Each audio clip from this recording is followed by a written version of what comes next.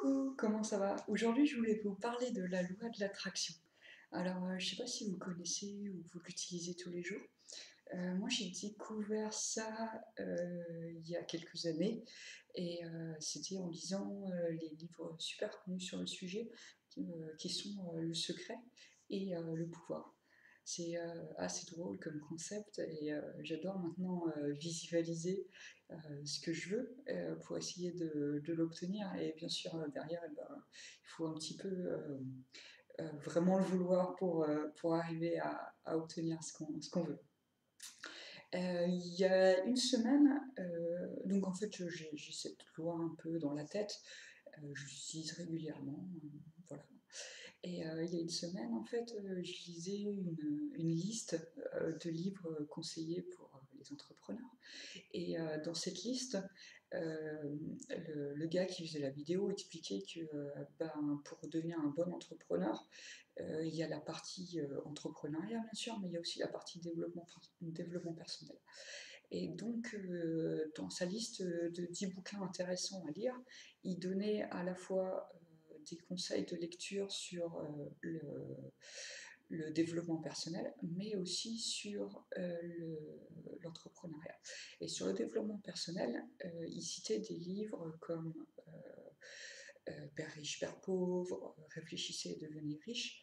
Et il citait aussi L'argent et la loi d'attraction. J'avais jamais entendu parler de ce bouquin, donc je me suis dit, tiens, pourquoi pas, je vais me le choper et puis je vais le lire.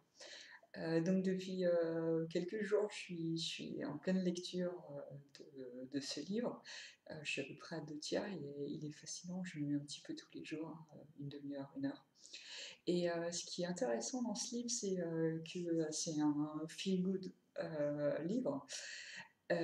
Et ils expliquent des petites techniques, des petits exercices à faire tout au long de la journée pour se sentir bien, pour mettre en place la loi de l'attraction. Donc il y a un truc assez marrant, c'est par exemple de mettre 100 euros dans sa poche et puis de réfléchir en fait à tout ce qu'on voudrait acheter. Pardon, avec ces 100 euros. Donc ouais, c'est assez cool. Moi, j'aimerais bien faire un petit week-end à Séville. J'aimerais bien m'acheter des nouveaux habits. J'aimerais bien une petite mallette de travail tout en cuir, toute jolie.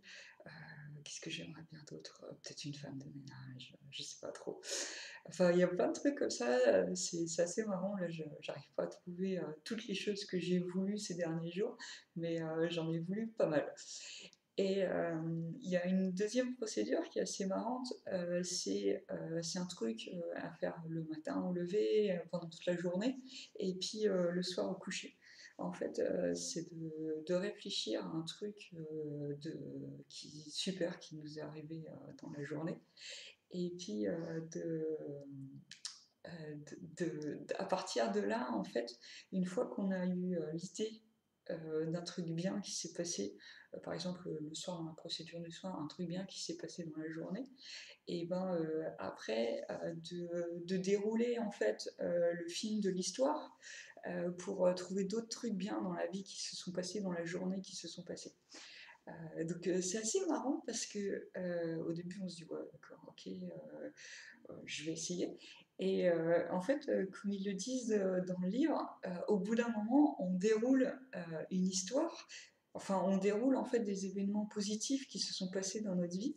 Et c'est génial parce que ça rend vraiment plus heureux et ça fait sourire.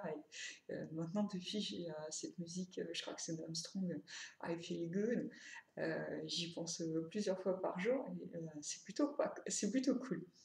Donc voilà, je voulais vous conseiller de lire ce livre L'argent et la loi d'attraction ou alors Le secret, le pouvoir. Et si jamais vous vous dites oui mais tu sais j'ai pas le temps, je cours toute la journée, passer 1 heure tous les jours à lire c'est impossible. Ben, je vous comprends mais je vous dis aussi qu'il est possible en fait de gérer ses journées autrement, de gérer son emploi du temps autrement, de gérer ses priorités autrement, de faire des autres to-do list. Et si vous aimez les challenges, je vous ai préparé un défi où en moins de 3 semaines, vous allez désencombrer votre emploi du temps. Donc, il n'y a pas d'excuse en fait, c'est vous les acteurs de votre vie, c'est vous qui êtes le metteur en scène de votre vie, qui êtes l'acteur principal. Et oui, des fois, il faut oser faire sortir des chantiers battus. Donc, osez sortir des chantiers battus, rejoignez mon défi pour apprendre à vous désencombrer votre emploi du temps, apprendre à mieux prioriser ce que vous avez à faire. Et puis, il y a tous les détails en dessous de la vidéo. Et moi, je vous dis à la prochaine pour encore plein de belles aventures et pour qu'ensemble, on arrive à créer la vie de nos rêves. Allez, ciao!